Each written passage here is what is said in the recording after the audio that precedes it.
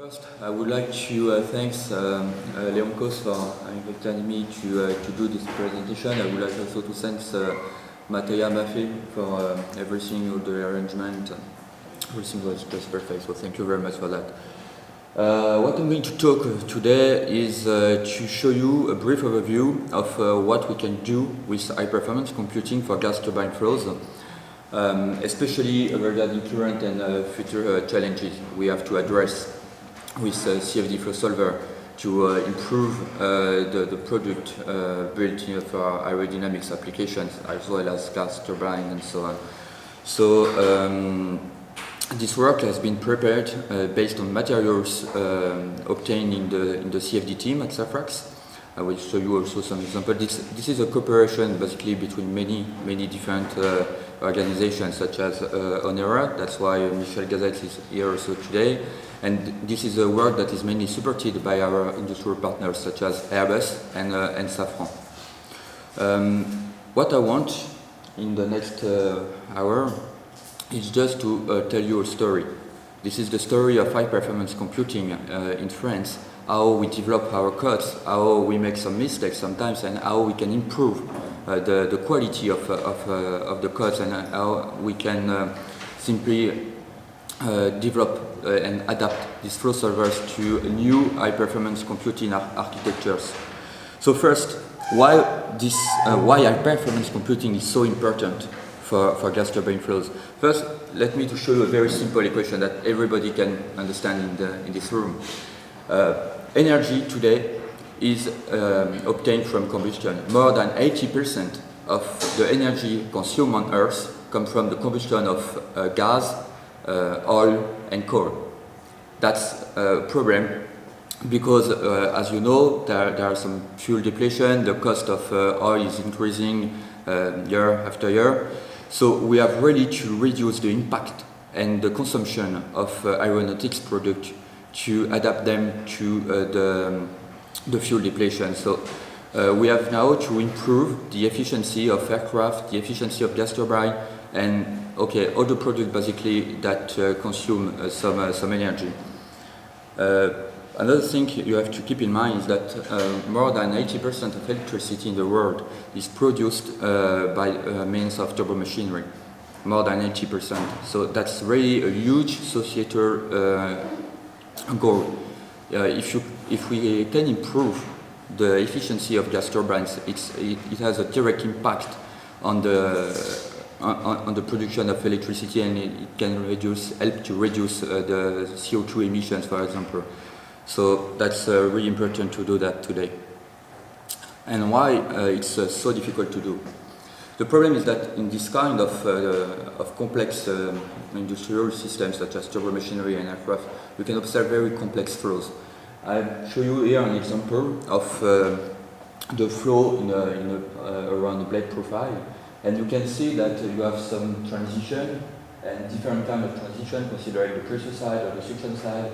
And as I like this this sentence from Dr. Jean-Marie from the Chalmers University. He said that the turbo machinery flow is a veritable fluid dynamical zone because it's characterized by separation, reattachment, transition, relaminarization, and retransition. All these events occurring in the same flow at the same time. So if you cannot deal with such complex flows, we will miss the real performance of our products. And you cannot expect achieve a good accuracy with your flow solver if you cannot deal with that. And that's really important now if we want really to improve the gas turbine performance or the performance of an aircraft. So here is a short overview of my talk.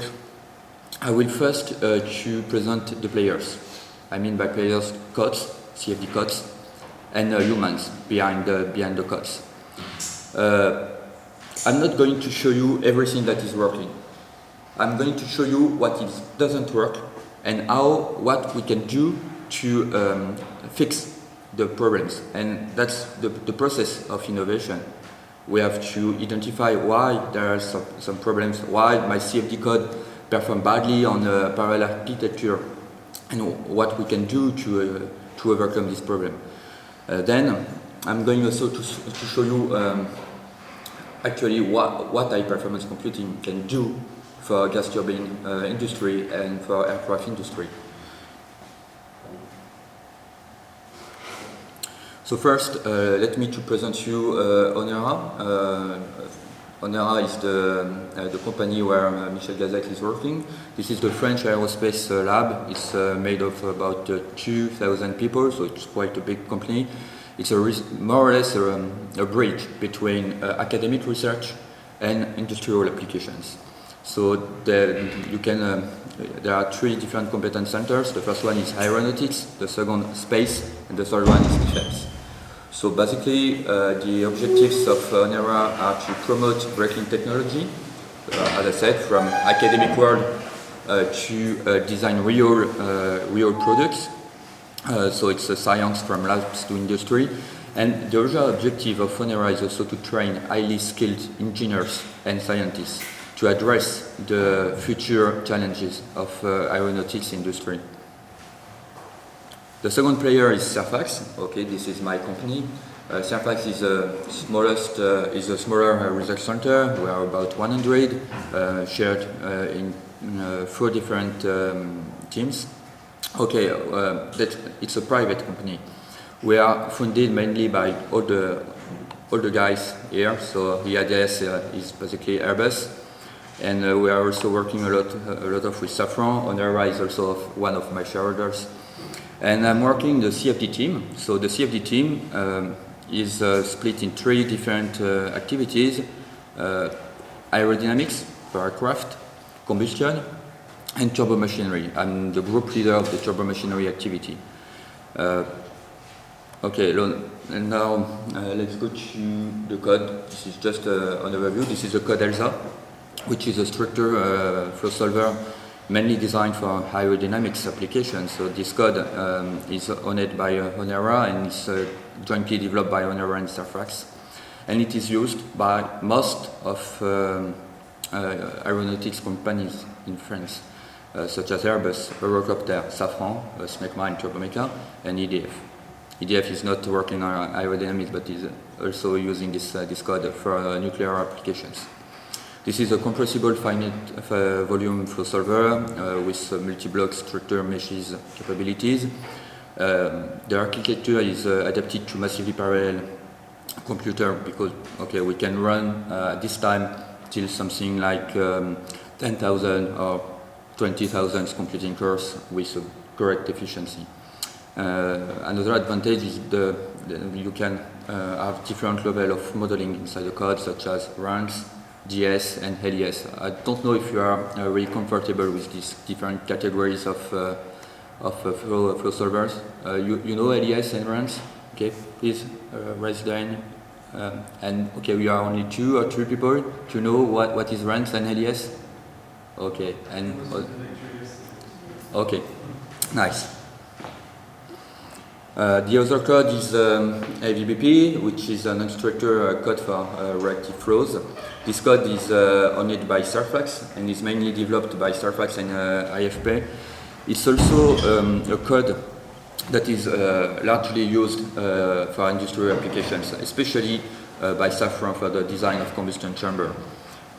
This instructor code has also very large massively parallel capabilities, and last benchmarks were run on about 100,000 cores and show good efficiency. So that's because basically instructor codes scales better than structure 1. So okay, these codes, what you have to keep in mind, are just different from what you saw during the last days. They are not commercial flow solvers with human-machine interface, graphic interface. You don't just click some buttons and get the solution. It's a different philosophy. But what you have to keep in mind is that these codes are used simply to do that. We are designing real aircraft. This is the code used by Airbus to design the aircraft, such as the A350 or the A380. All the aircraft design at Airbus are designed with ELSA. We are designing also that. This is the Tiger helicopter done by Eurocopter.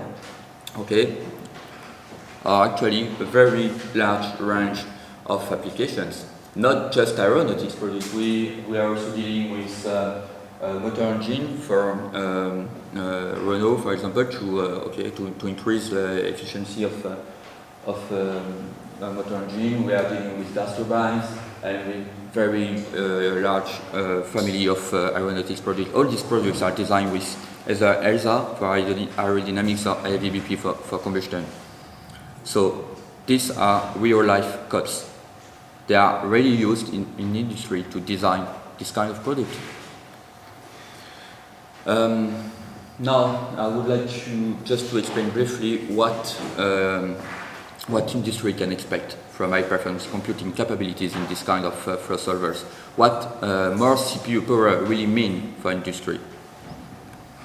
Okay, this is the evolution of the computing capabilities in the world during the past 20 years, basically.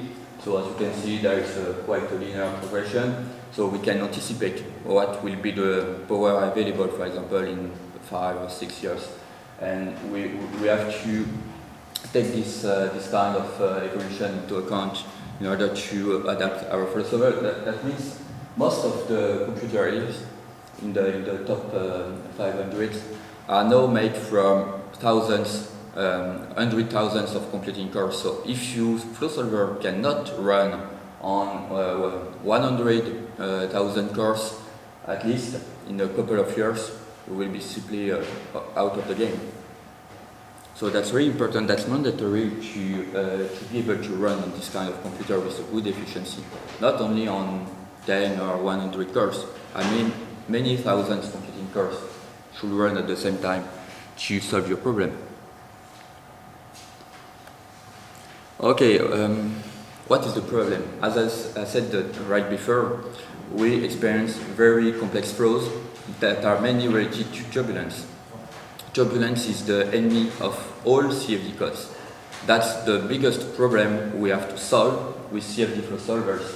We have basically two different kinds of turbulence. The first one can be the near-wall turbulence, generated by walls, of course. In this kind of, in an aircraft, in a gas turbine, you have walls everywhere.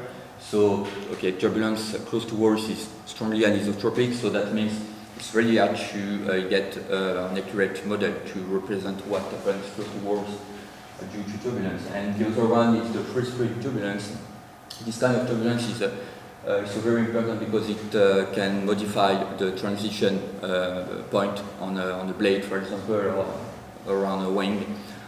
Probably if you are interested in aeronautics, you know that the design of a laminar ring is something that is currently seeking for by Airbus to increase the performance and reduce the drag, for example, of an aircraft. So that's the enemy. Okay, for CFD codes, we have to deal with this kind of physics. So the question is, can supercomputers accurately predict the future? Basically, it's what we are asking for. When you test a new design, you simply ask to the code, can you show me what will be the performance of my product? That you have to anticipate. And there is also a very interesting paper you can read at this address, dealing with the prediction of future by supercomputers. That's very important. I mean future such as wars or something like that, not just the design of aircraft. But okay, I really encourage you to read this topic. It's really interesting. So back to my work. What we can do with more computing powers, something like that. Actually, we are here. That means turbulence is simply modeled for industrial applications. We model everything. That means all the turbulence is taken into account only via a model.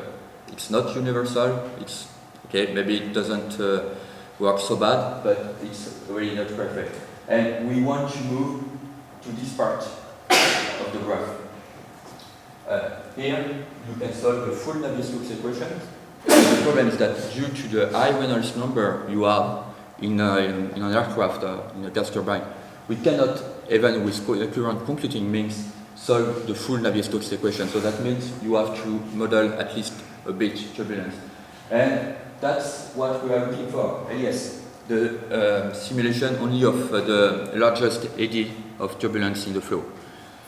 So if we can increase the computing power, if we can get more CPU power, we can shift from runs to LES and maybe, okay, in a long time to RDNS. So that's what we want to do. And basically, it means something like that. So this is runs, just a steady solution. That's what is used at this time to design aircraft and gas turbines. Unsteady runs, you can just represent basically the periodic unsteadiness of a flow. So the periodic unsteadiness is something like a Barger ceiling or the relative motion between a fixed and moving blades. And we want now to move to LES, where you represent most of the flow scales and most of the turbulence. So we guess, and we're pretty sure, that if we can move to this paradigm, we can really increase the predicting capabilities of our flow solvers, and that's really what we want to do today. If you want to design something completely new, you cannot just calibrate your runs model, and you have to shift to this kind of computing approach. Okay, this is what we want.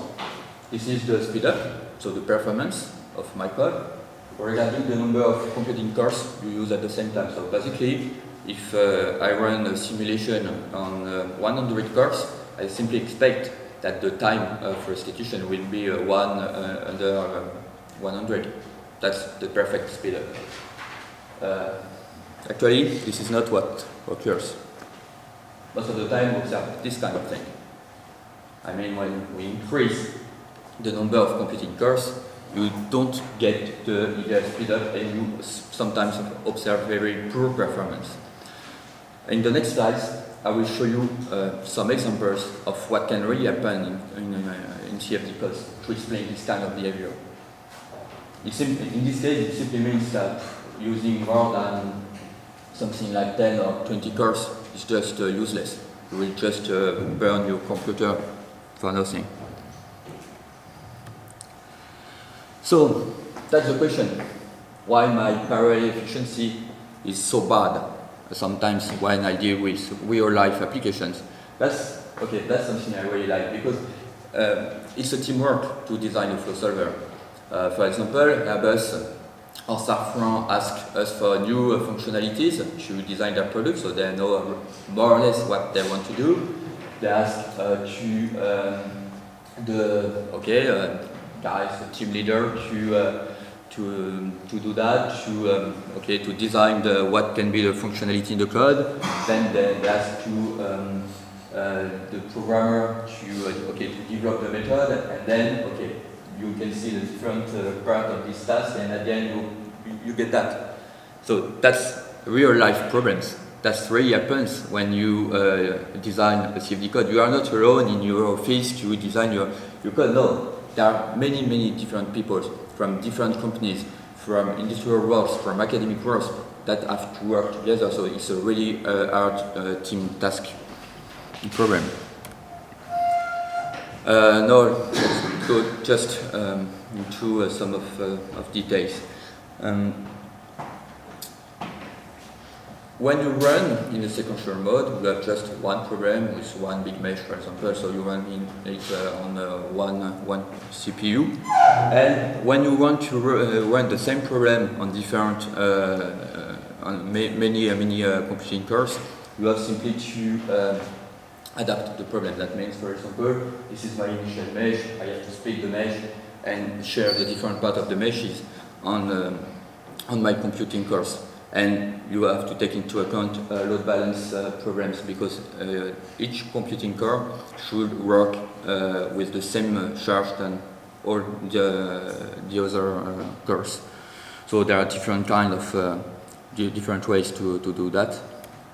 And for example, you can use some graph theory algorithm. So maybe you can know the 7 bridges problem reported by Heller a couple of years ago. The idea, for example, is just to cross each bridge by just one time.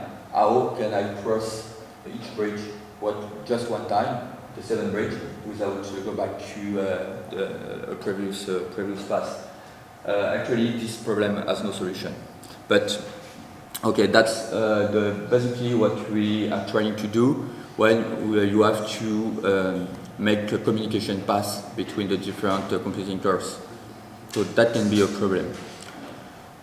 Okay, I will just keep this graph. It's we have some methods to help to reduce and improve a bit the performance of this part, mesh partitioning and load balancing. So that's just theory. But now let's talk about real life. We have plenty of effects in the CFD code that fight against perfect load balancing. Here are some of these effects. In the CFD code, sometimes you use adaptive mesh refinement. For example, when you observe typical very sharp physics with high gradient in part of the flow, you want to refine the mesh during the simulation, so it will modify the load balancing. For example, if you share perfectly the work between all computing cores at the beginning, and you want to refine just a part of your design of your blade, for example, it will modify the load balancing. So that means one processor will work more than the other, so it will lead to load balancing errors. You can use adaptive physics model. So in this case, the computational effort can vary over time. So because some points may need to be redistributed among computing cores, and so that's also a difficulty we can have. Multi-phase flow simulations, when we consider, for example, a flow and particles inside, the particles can move everywhere. I will show you an example after. The particles are moving in your simulation, and if you don't take this into account, that means, for example, at a time, a computing core can observe a lot of particles at the same time, so it will work a lot, when the neighbor computing core will have less particles, so it can also lead to load balancing errors. And the problem of multi-physics applications also. When you run a simulation, for example, with 3 different cores, one as the flow solver, one for thermal, one for radiation, and so on. All these codes have to discuss together, and that's a much more complex problem than run just a single flow solver. So I'm going now to show you two examples of bad performance explanations.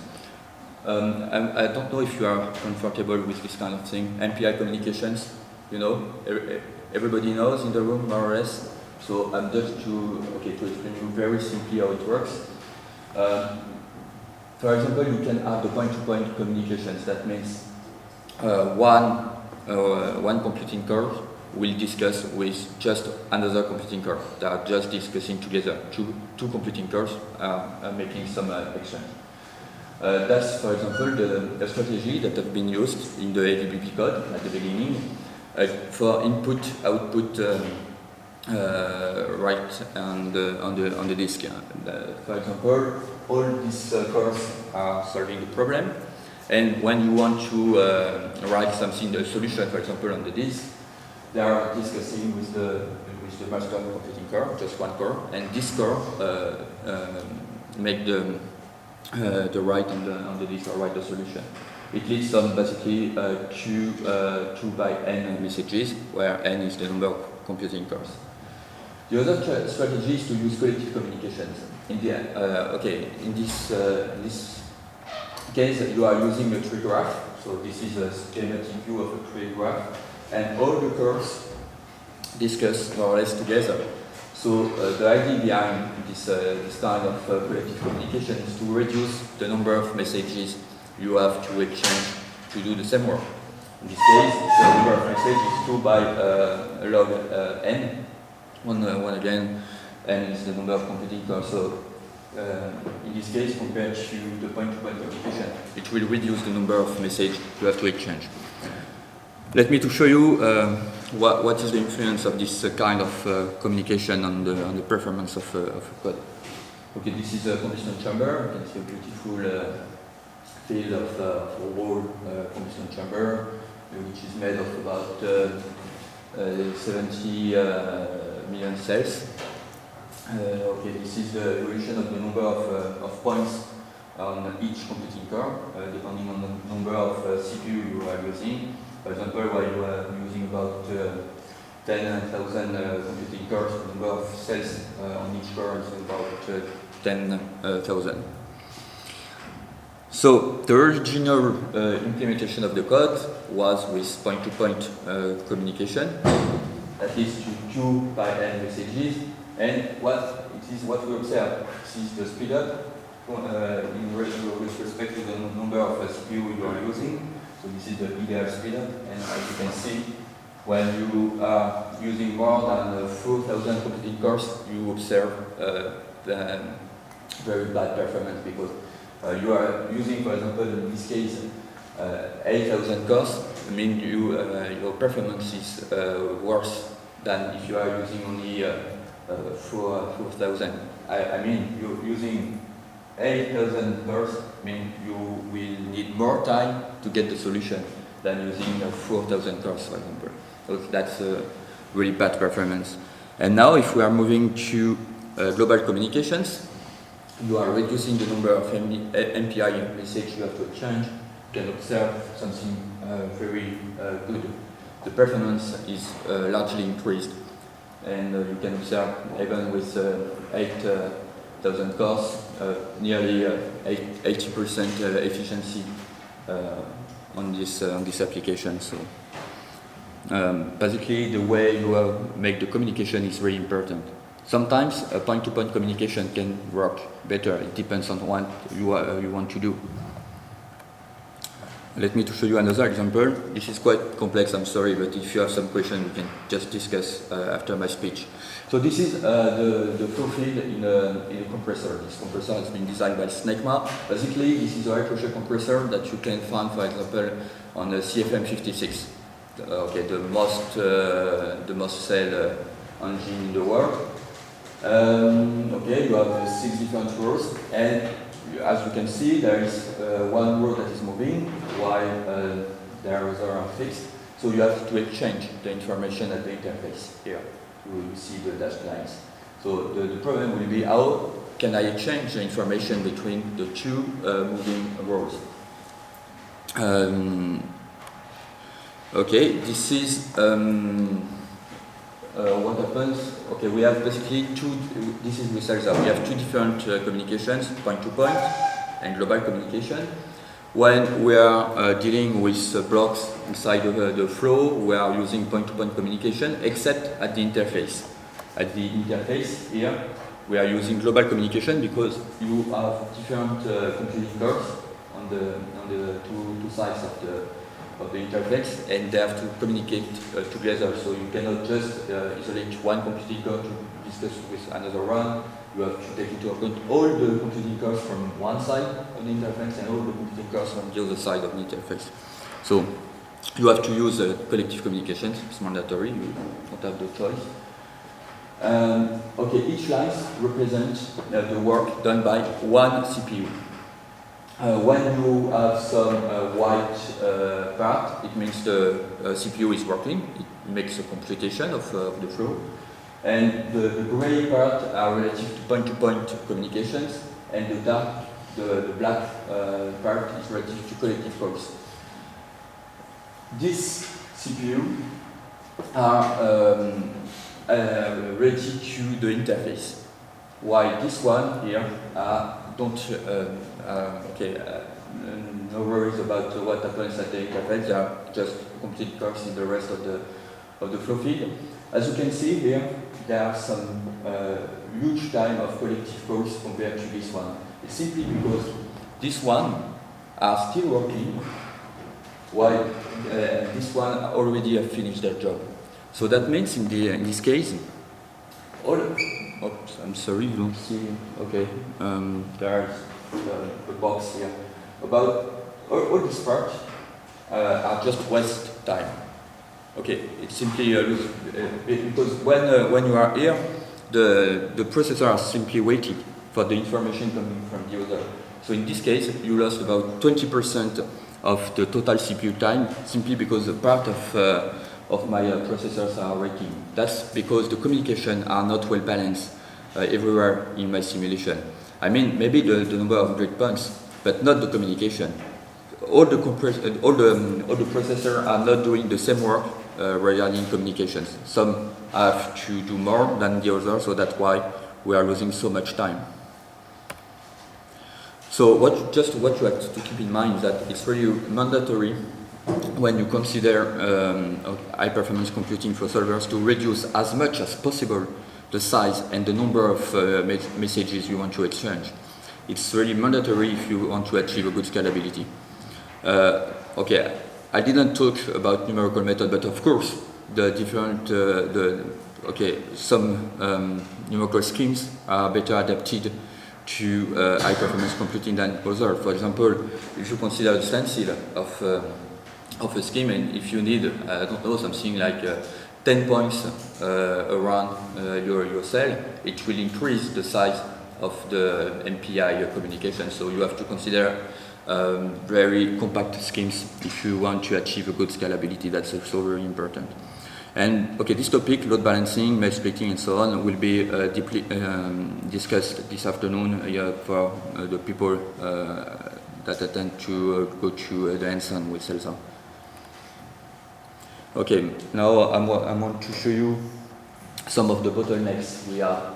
Okay, I already discussed a bit about that, but for example, multiphysics with different mini-flow solvers that have to run at the same time. So, okay, so this is the combustion chamber with a part of the high-pressure turbine here. You can just see the turbine is here. So there is a flow solver for combustion everywhere in the combustion chamber and also in the turbine. You have heat transfer also around the blade and in the combustion chamber. So this is done with another code, AVTP in this case. And you have also code for radiation. Radiation is really important for combustion chamber. When you observe something like 10,000 Kelvin inside the chamber, it will produce a lot of radiation. So, okay, the temperature inside the combustion chamber will be strongly affected by this physics. So the three codes are discussing with thanks to a code coupling tool, which is called OpenPalm, developed also by Surfax and Onera. Okay, in this case, this is really complex to balance the charge, the completing charge between all the completing cores, because some completing cores are dealing with radiation, other one with fluid dynamics, other one with heat transfer, and so on. So that's really a problem that can reduce the performance of the simulation. Another problem you can observe is specific to a structure, to ELSA, and which is a structure flow solver, is the impact of ghost cells. We are using, for performance reasons, we are using some ghost cells at the interface. That means, for example, when you split a block in two parts, you are adding some new ghost cells in the blocks. So these new ghost cells will increase the size of your problem. Let me show you an example. Go back to the snake mark compressor. Okay, the initial problem was made of about 2,000 blocks. You can observe here the number of blocks, and we want to split this configuration to run on more processors, till something like 12,000 cores. With 12,000 cores, the number of blocks has been multiplied by 8, and the size of the configuration due to the cell has been increased by something like 50%. That means to run this problem, you need 50% more memory than to run this one. So it can be also a problem. So again, you have to take this kind of behavior into account if you want to adapt to your problem. I don't know, maybe the ghost cells are not well adapted to high performance computing, but okay, that's the kind of problem we have to deal with. Just I want to show you also, okay, it's quite a beautiful movie, so I can take time to show you. This is a multi-phase flow simulation. So you have some particles here emitted in, it's a spray in the combustion chamber, and you can see that all these particles are moving everywhere in the configuration. So, okay, if you want to achieve a correct performance on your parallel computer, you have to adapt the load balancing basically at each time step, because the particles are moving everywhere. So it's really complex to achieve a good scalability with this kind of application. I'm going to show you an example.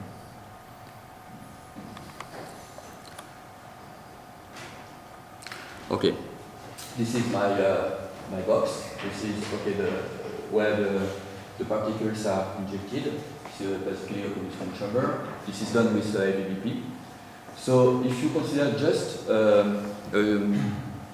one constraint based on the geometry, I mean the number of wave cells, a classical splitting algorithm will give you something like that. Because here you can observe that the number of cells on this part is quite similar to the number of cells just on this part. It's because you have some larger volumes in this area than here. So I'm going to show you after the performance with this kind of block splitting And here we add another constraint. We are using also the number of particles. The number of particles can be equally distributed in the whole volume. I mean, the density of particles should be quite similar here and here. So if you take into account the effect of particles, you can observe that the splitting is completely different. And the performance too. Well, this is the computing, basically the number of particles that each computing core has to take into account, has to solve. With just one constraint based on the number of cells, you can observe this kind of behavior. So that means here there is just one computing core that has to solve most of the particles, while the other don't have to do. And when we take into account the density of particles in the flow, you can observe that of course the charge is much well balanced between all the computing cores, and it's also what we observe on the performance. This is still basically the speed up. Okay, this is here the ideal speed up, and you can see that with just a geometry constraint splitting, you observe quite bad performance, even with a low number of computing cores. When you better balance the computing charge over the processors, you can observe that we are basically going to the perfect speed up. Okay, that's a question I would like to ask you. Do you think that high performance parallel computing means that, okay, I can run my application very fast, but does it mean I'm doing some good physics? According to you, okay, run my simulation on thousands of computing cores, can it affect my solution? What is your opinion about that? Do you think it can modify the solution or not? Sure. Yeah, sure. Simply due to this kind, for example, of behavior. This is a way to compute my residual. Okay, there is just one point here. You have the influence of 4 volumes around. So you can make this kind of addition, R2 plus R1 plus R3 plus R4. Okay, this is the first way to compute my residual. This is the second way to do that. You can make R3 plus R4 plus R2 plus R1, depends. Since we are sometimes using non-blocking communication, MPI communication, you have no reason to observe all the time the same behavior. Okay, I can just make my addition in different ways. Okay, you can say it has no effect because some in one way or another way is the same thing, but it's not. It's not because you can observe some rounding errors. Even if they are very small, you have some rounding errors that will be not identical if you make the addition like that or like that. And the result is that after a couple of a given time, you will observe completely different flow fields, especially if you are dealing with LES, because LES is a chaotic, it represents a turbulence, which is a chaotic phenomenon. So due to the chaotic nature of turbulence, if you don't do exactly the same thing, you will observe some growing errors in the flow, and after a given time, the flow fields are just different. That's what we observe here. We are starting with the same field, exactly the same field, and we solve it on 4 computing cores and on 8 computing cores, and after a given time, you can observe that the flow fields are not identical. It's not a bug. It's not a bug because simply it reflects the true nature of turbulence. If we are running, this is basically the same kind of effects. Here it's the effect of node ordering. You can order the nodes, the computing cores in different ways, such like that or like that, and you will observe that after a given time, a certain number of times, the solutions are just different. This is the error between the two simulations, so you observe a growing error around the time, and so at the end, just the flow fields are different. But now, if you are solving a laminar flow is not affected by turbulence by definition, so that means in this case, the initial error is just not growing. But if you are dealing with turbulent flows, in this case, you have to keep in mind that if you run the simulation of different number of processors, at the end, the flow field will be not exactly the same. Statistics of the flow should be identical, but not exactly the flow itself. So, as I said, parallel computing induces a chaotic behavior of your flow solver, and thus it reflects the true nature of turbulence.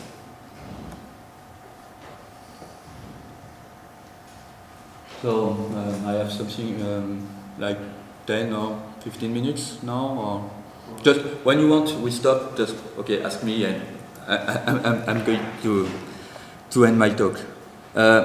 What I want to show you now are some examples of what high performance computing and CFD can do for designers. So this is a gas turbine. I don't know if everybody is comfortable with that, but there is a fan, the high pressure compressor here. This is the combustion chamber, the turbine, usually a high pressure stage and a low pressure stage, and this is the exhaust.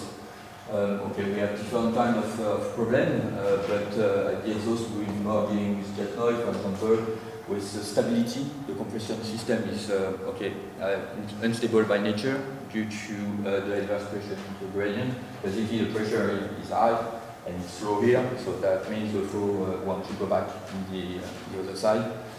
And the combustion chamber is also something that can be unstable sometimes. So we can anticipate this kind of instabilities thanks to CFD. Let's start with combustion problems. So this is a view of a combustion chamber. So the flow is coming from here with the mixing between air and kerosene, and you are running it here, and then the flow travels across the combustion chamber to the high pressure turbine. So this is a view of a full laminar burner. So the question is, what can I get from my 1 million CPH simulation? Just to give you a magnitude order, at about 10 cents the cost of 1 CPH means run a simulation like that. It's just like spend 100,000 euros. So So it's really costly. So we don't do that just for fun. Okay, a bit for fun, but not just for fun. And this we can.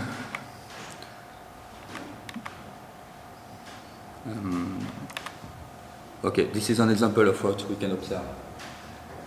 You can see that here are the injectors where the mixing with fuel and kerosene is injected. And what you observe is that the flame is just moving in the azimuthal direction. This is an instability that is due to the coupling between the thermal field and the pressure field at the exit. This is what we call thermoacoustic instability. And that's something that can really happen in a real combustion chamber. But if you are trying to solve this kind of problem with a RANS approach, where you model all the turbulence, you will never achieve it. You have to use AES for this, to solve this kind of problem. And you have to spend 1 million CPU hours to get the solution. But it's already less costly than to build the combustion chamber and test it on an experimental rig and observe the instability. Because design something like that and build it, it's more than millions euros to do that, and you need to spend much more time than to run the simulation.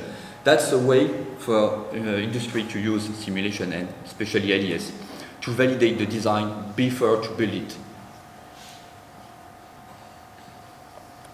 Another example is, sometimes we have very interesting questions from our industrial partners.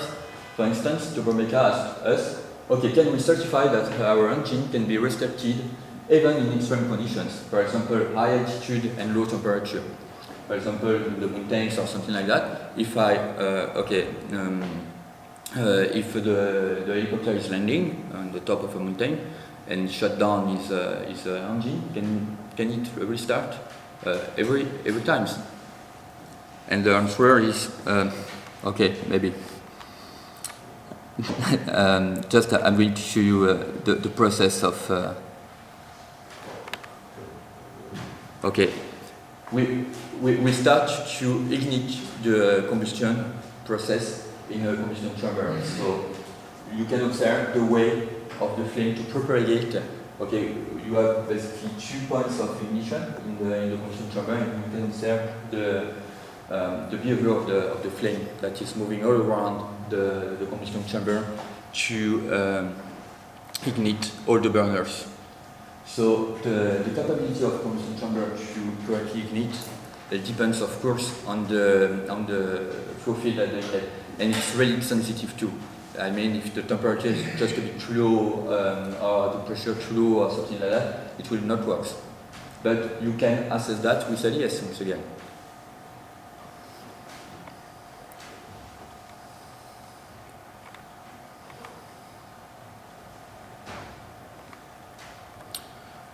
Another example is the instabilities, aerodynamic instabilities in compression systems. I don't know if you know what is surge. Surge is a 1D aerodynamic instability that occurs in all compression systems. Simply because, as I already said, the flow is at a high pressure at the exit of the compressor, and you want to go back at the inlet, because if you are just, take a volume with high pressure and a volume with low pressure, just remove the separation between the two volumes, and you will see that the pressure tends to uniformize in the volume. And it can happen when the compression system cannot give sufficient energy to the flow to counterbalance the adverse pressure gradient. And it can happen especially in a military aircraft where you are seeking for very high performance and something like that, but also sometimes on civil engines. For example, when you have some birds that go through the engine or something like that, it can lead to some distortion of the flow at the inlet and induce a surge. And just something you don't want to experience by yourself, especially if you are in the aircraft. Because the problem is that it's a self-sustained phenomenon, and the only way to remove that is to shut down the engine and go back and be able to land in a safe manner. But okay, it really happens sometimes. And one again, it's something you can simulate for 1 million CPU simulation. Just to give you a magnitude order also, it's the electric consumption you have to spend to run such a simulation. It's something like 30 megawatt during 1 hour, so that makes correspond basically to get the energy from a nuclear power plant during 100 seconds. It's the energy I have to spend to run my simulation. It's not just a problem of money, how it costs, but it's also the energy you have to get from the electric network to run the simulation. So, okay, maybe we want to reduce a bit our CO2 emission, but we have to spend CO2 emissions before to help to reduce it. So, okay, we hope we do that correctly, but okay, this is an example of a search cycle. What you will observe, this is the combustion systems. There are different rows, and they are moving around the circumference. You can observe here the development of some instabilities, and then the flow go back in the other direction. So at this time, the flow is no longer coming from the inlet to the outlet, but is fully reversed. And we can just, with this kind of simulation, study what will be the response of the blades, for example, to some mechanical solicitations during the simulation. Because, since the flow will go back in the wrong way, it induces very strong constraints and a very different flow than the flow that is expected at the design stage. So, okay, run such simulation is really mandatory today for designer to design better product and reduce the margin, the design margin, because since we cannot estimate a priori when surge can occur, okay, designers keep very huge surge margin to avoid it. Another example of 1 million CPU hour simulation. I love 1 million CPU hour. Okay, so just to give you some magnitude order to compare what we can get from the different simulations. So this is classical run simulation. So this is basically what the industry is doing at this time, and this is AS1. So the cost ratio between the two simulations is something like 1,000. So that means I can run 1,000 simulations like this one for the same cost than one like this one. But you can see that the flow simply doesn't look very identical. Here, the modeling, take into account only the mean effect of turbulence and not really correctly, while in reality we can observe very turbulent flows. And that strongly affects especially the rear part of the compression system. We can observe some transition here and some periodic store and so on. So the physics is different, but I will definitively be more confident in this kind of solution than in this kind of solution. But at this time, this is the way to estimate the performance of a compression system, not this one, simply because it's still a bit costly. But we are just preparing the future. And now we are even moving with biggest simulation. This is a PRAISE project led by Surface with the help of Van Karman Institute and the University of Naples. And we attempt to run DNS in the high pressure turbine component with a grid of about 6 billion pounds. And the estimated cost of this simulation is something like 15 million CPU hours. So it means to run this, I have to spend before 1,500 seconds of a nuclear power plant.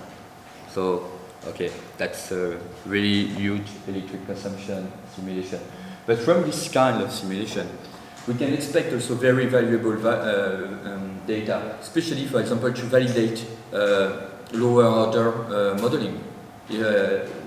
If I want to run a run simulation with a model for turbulence, I can better validate my model thanks to the data obtained with this kind of simulation. So that's really important to be able to do that. At least one simulation to validate all other low-cost methods. And then just an application also for jet noise. Jet noise is a big problem because you know that now for certification of aircraft you have to be able to say that the aircraft will not emit much noise than a given level, and it's also one of the objectives of the 2020 ACARE program that want to reduce by 50% the noise emitted by the aircraft around airports, for example. So we are also dealing with this kind of flow, and we are able to simulate the noise emitted by a jet behind the engine of an aircraft, for example, thanks to AES. So it's also done in the framework of a PRAISE project, when we expect to spend something like 20-25 million CPU hours to do that. And an application also of that is to test some control to reduce the noise. You can add some devices here in the simulation and to test if it can be a good way to reduce the noise.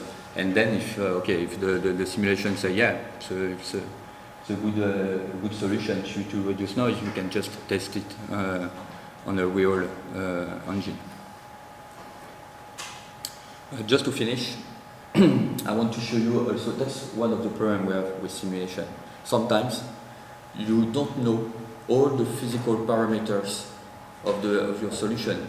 For example, in the case of a high pressure turbine, you don't know exactly what is the behavior of the flow at the inlet. You can just imagine, maybe you have some experimental data, but even experimental data, you have some uncertainties on the experimental data.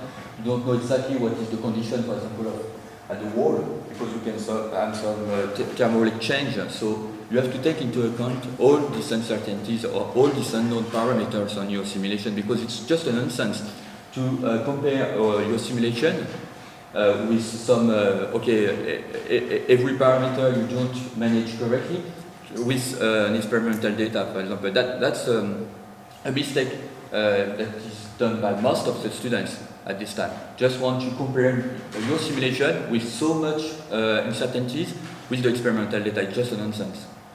You have to take into account the influence of such uncertain parameters on your solution. If you don't do that, you simply cannot compare efficiently with experimental data or even analytical solutions.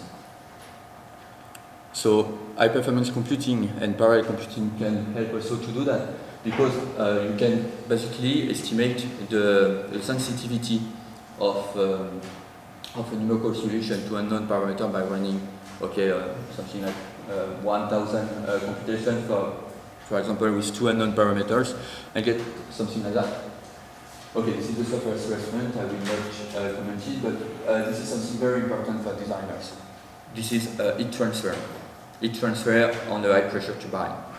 At this time, to design a product, we are seeking for 1%, less than 1% error between the simulation and what you have in reality, simply because the difference about 1% on the temperature at mid-span of high pressure turbines means its life duration is reduced by a factor 2.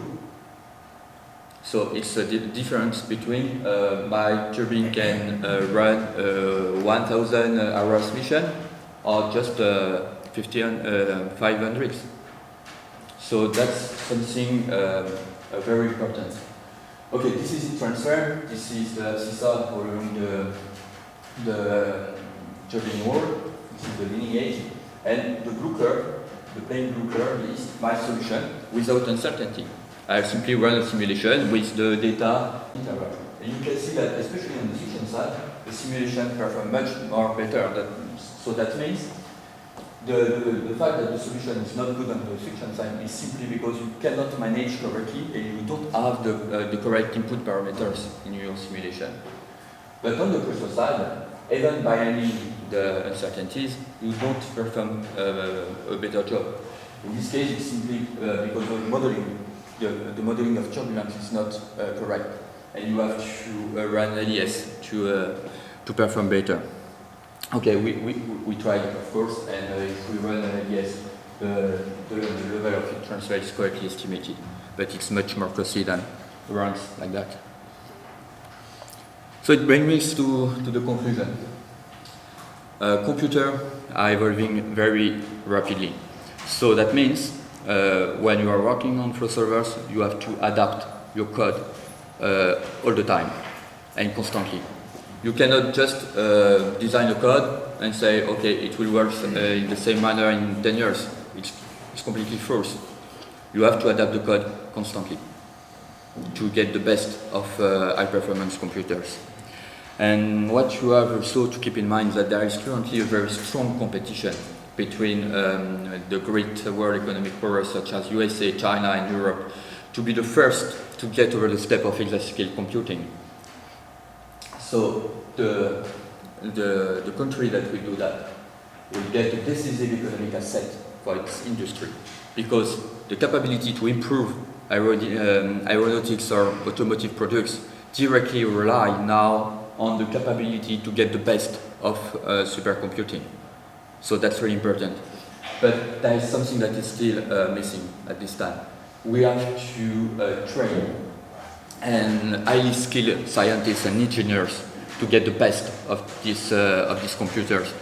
It's just a part of the problem, supercomputing, but after that, you have to be able to get the best to be able to design new products and be critical about the simulation you get from the computer. So that's very important also, and that's probably why you are here today. And I strongly encourage you to go in this way, because there are still a lot of work and job opportunities for this kind of field. So I'm going to not discuss about post-processing. We'd like to thank you for your attention, and if you have questions, it will be a pleasure for me to answer.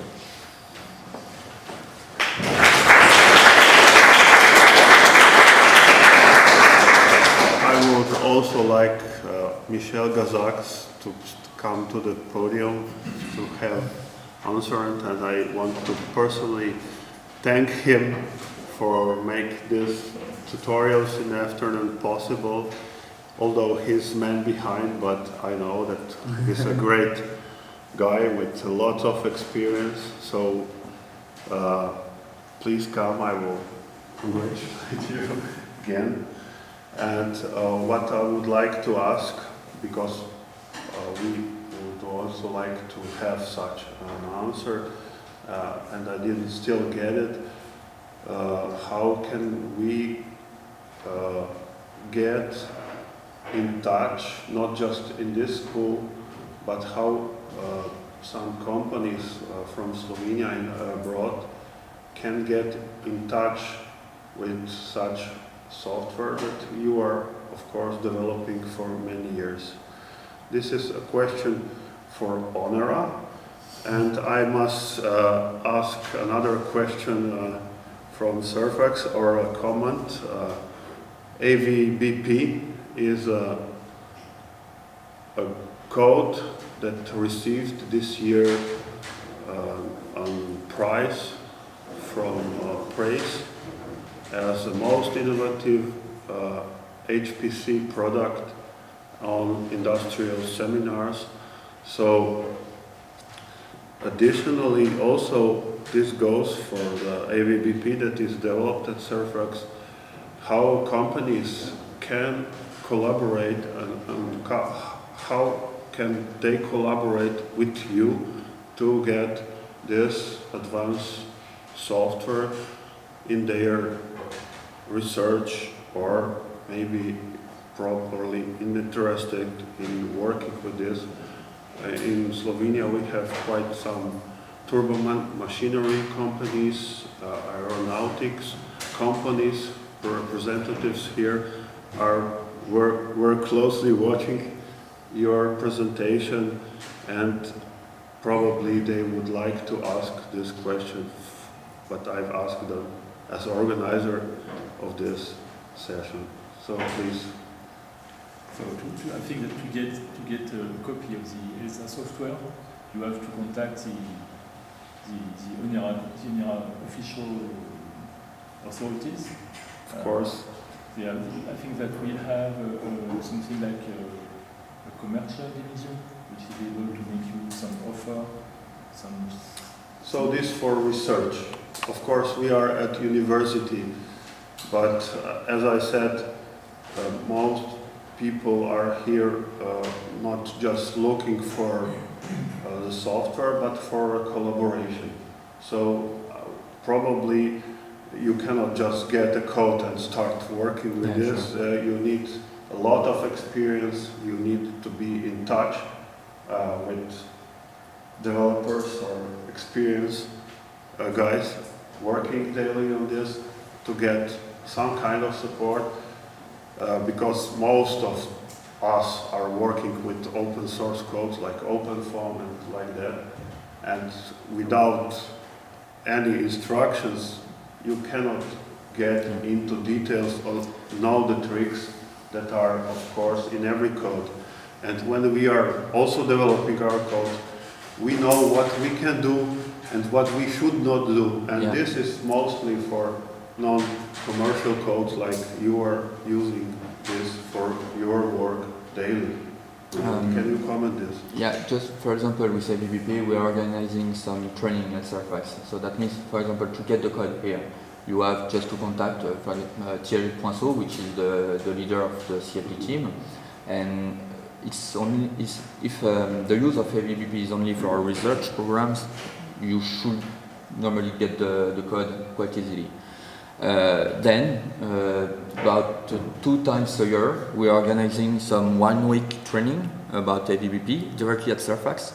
So you can just check on our website. There are some announcements to promote that, and just ask. Okay, there is a training team at Surfax. You just send an email saying, okay, I want to attend the next AVBP training at Surfax, and if there are still some available places, just come in Toulouse, in France. Okay, it's a beautiful part of France too, so you can get some tourists too. So, really, it's something we did since a long time now, and there are plenty of young scientists and engineers that came at Surfax and that still come to train on AVBP and get the best of the code, and then simply run the code when they go back to their research center. So.